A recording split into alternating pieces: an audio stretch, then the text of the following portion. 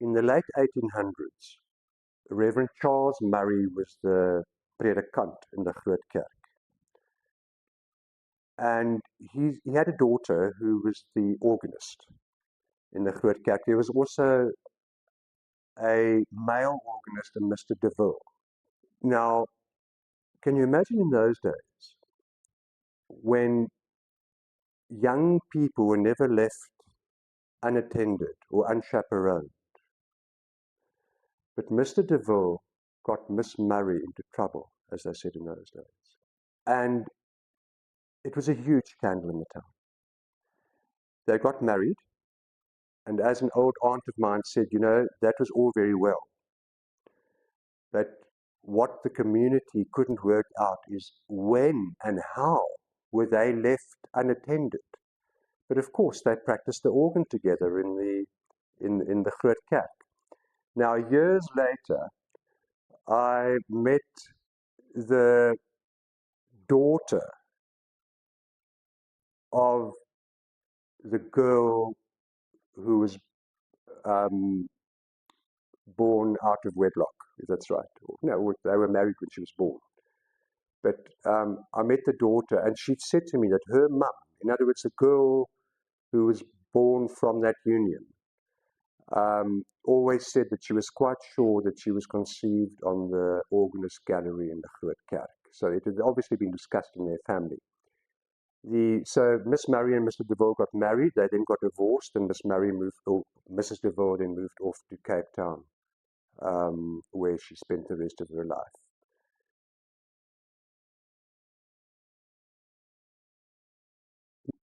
So the Parks family are a very well-known Graafrenet family, and Miss Parks was this is early 1900s.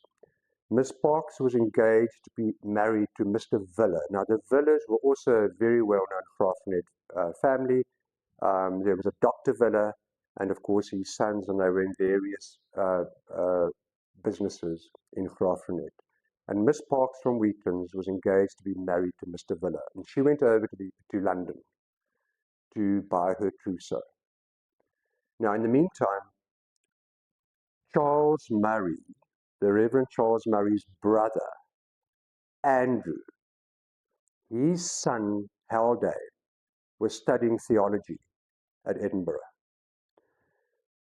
but then left theology because there were too many unanswered questions, things that he couldn't get his head around, and changed to philosophy. His mother said, it's worse than losing a child to death, having your son change from theology to philosophy. And so it happened that when Haldane Murray returned to South Africa by boat, on the boat returning to South Africa was Miss Parks from Wheatlands with her trousseau. And by the time the boat docked in Cape Town, she had broken off her engagement to Mr. Villa and become engaged to Mr. Haldane Murray. And that is why the Murray silver has a W on it and not an M. Mr. Haldane Murray, as you will know, well, he and Miss Parks got married, and they moved to Portlock, which was a Parks farm, and then later to Broederstroom. And of course, we know all the Murrays and their descendants from Broederstroom. Haldane Murray partook in World War I and was killed in Tanzania. And he had 3 children: Bob Murray, Andre, the daughter who married Fred Luscombe of Westbrook, and the other daughter, Kath. Now, Kath was quite a rebel, and there was a Mr. Ralph Costa, the Costas from the Perfect West area. Ralph Costa was a learner farming at Broederstroom, and his brother Hans, who was a pilot, flew in his own aircraft. Hans was German and flew in to visit his brother Ralph, who was learner farming at Broederstroom, and fell in love with Kath. That's Bob Murray's sister. But Kath became ill. She had consumption, as they called it in those days, and ended up in the sanatorium in Nelspruit. Well, Hans Costa um, fetched her, kidnapped her from Nelspruit, and they eloped. And off they went to China.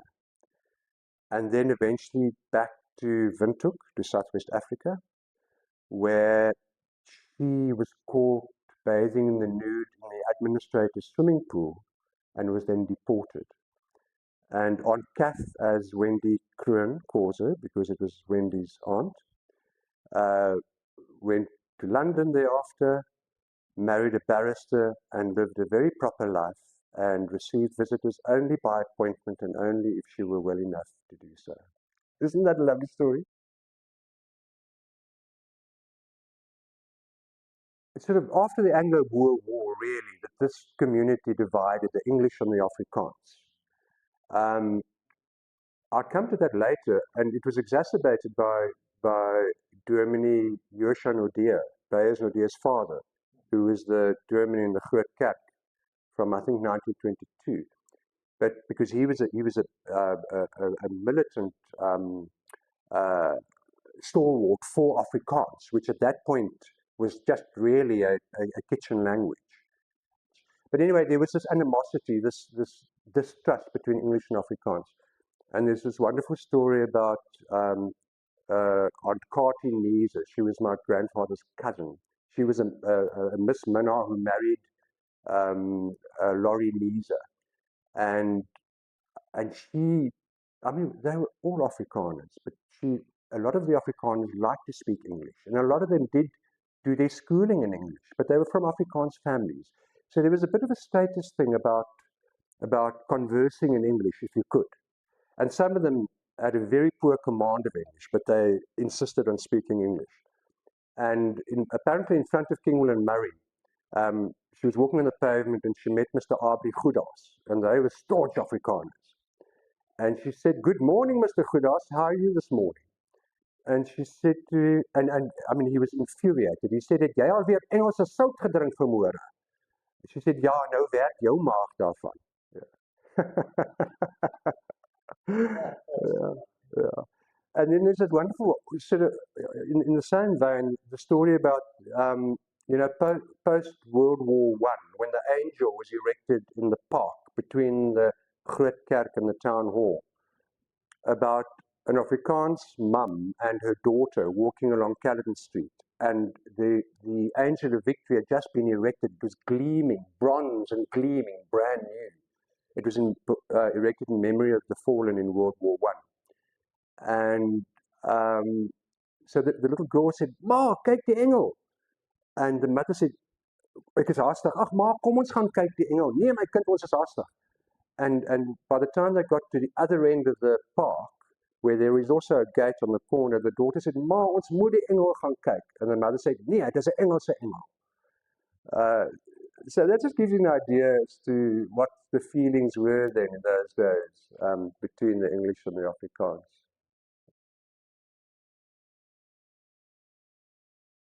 In the early 1920s, the Beyers Nordier's father, Johan Minnaar, was appointed as Dominee in the Oukerk. And one has to see these things in perspective. He'd had a hard time. He'd been in the Boer War.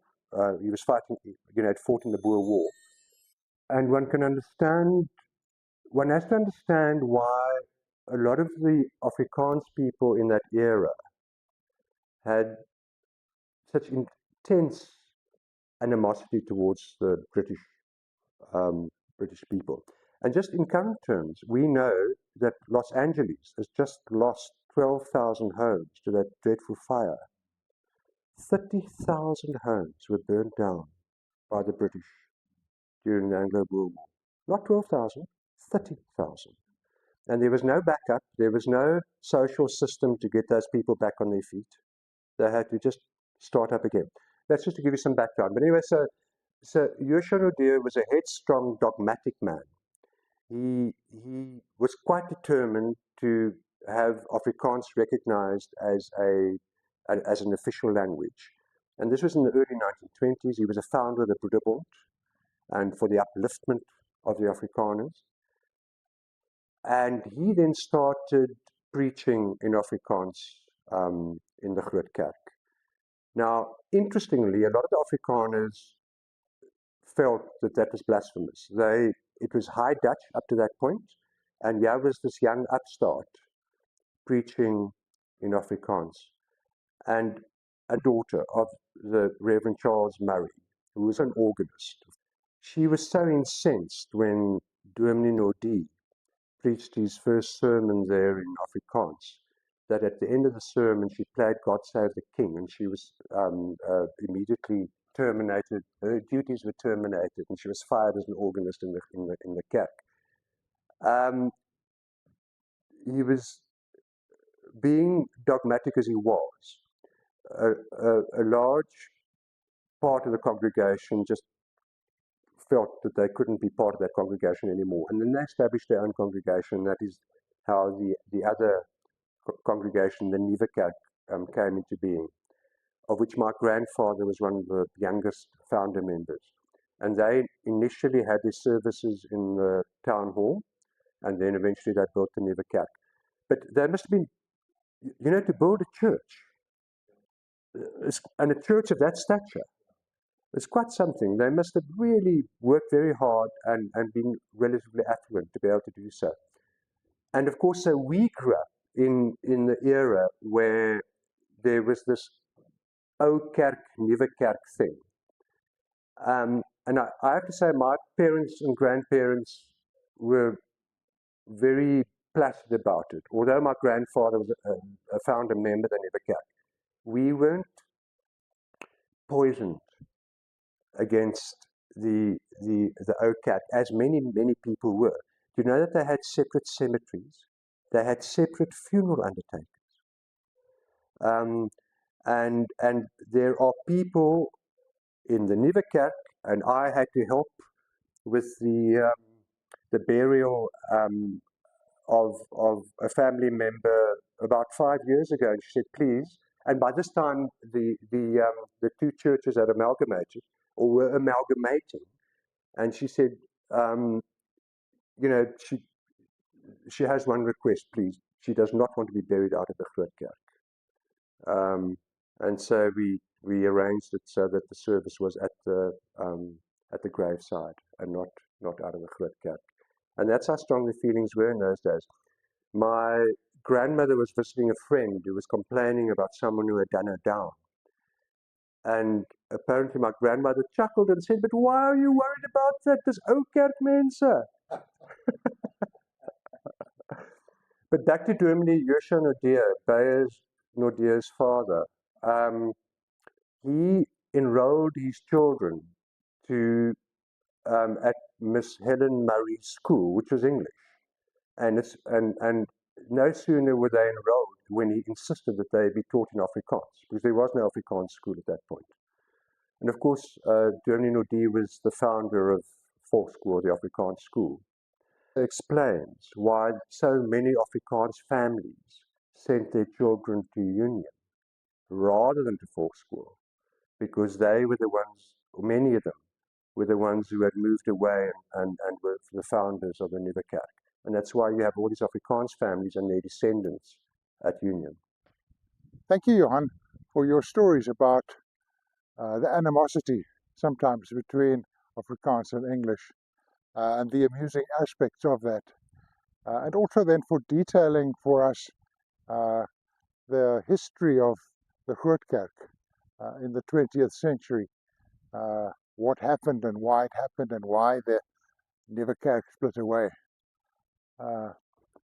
Considering, I'm a little sad, considering the legacy of the Nuwekerk for nearly 3/4 of a century in the 1800s, that the Nuwekerk was pastored by the Murrays, first Andrew and then his son Charles, and that from that church there was a great springboard for mission, not only within South Africa, but in the countries to the north of our border as well. But to me, it's a little sad that this great source of division within our country should have had a home in our church. And I'm very glad that that's something of the past now, and that certainly the two churches, the Oukerk and the Nuwekerk, have been reconciled, so that our beautiful town should again be ministered to by a church where now in 2025, Dominee Johan is preaching reconciliation and preaching a true gospel based on biblical truths. So Johan, again, thank you for detailing for us that part of Graaff-Reinett's history. As I said, a sad chapter in our history, really, and we look forward to a continued time of reconciliation between the various groups that are in town. Thanks again, Johan.